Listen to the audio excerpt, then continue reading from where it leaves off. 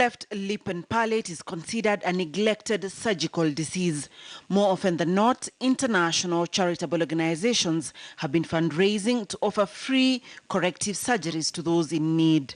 If you just did an assessment, you'll find that most of the people who have clefts, if they are not treated, they'll not go to school, so they end up in poverty. To repair a one-sided cleft lip at a private hospital would cost an average of 300,000 Kenya shillings and a bilateral at 350,000 Kenya shillings. A cleft palate repair would be 350,000 and a combination of both would be anything from 600,000. In public facilities, this cost would be between 50 to 60,000 Kenya shillings or less.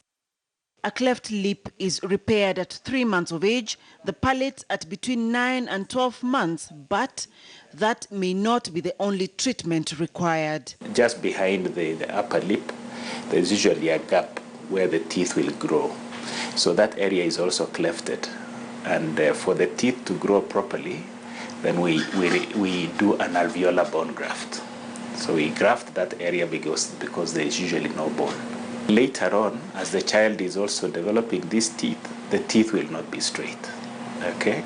So they'll require braces. It's called orthodontic treatment to align those teeth.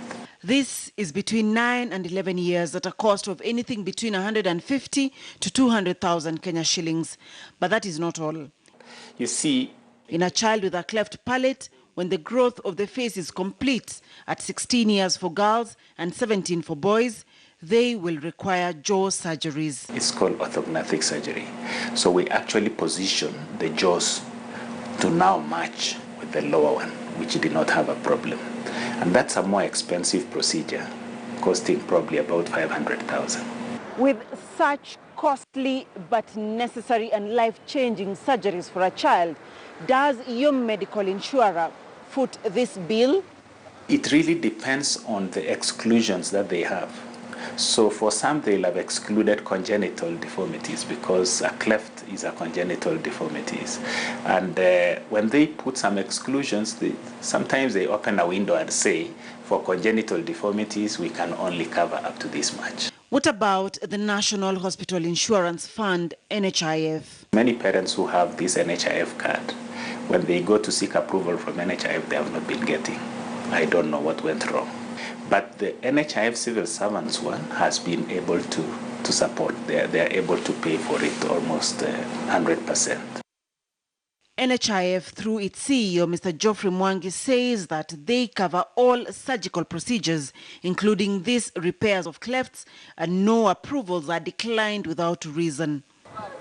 One may argue that clefts are unforeseeable, and hence these surgeries to repair them non-negotiable.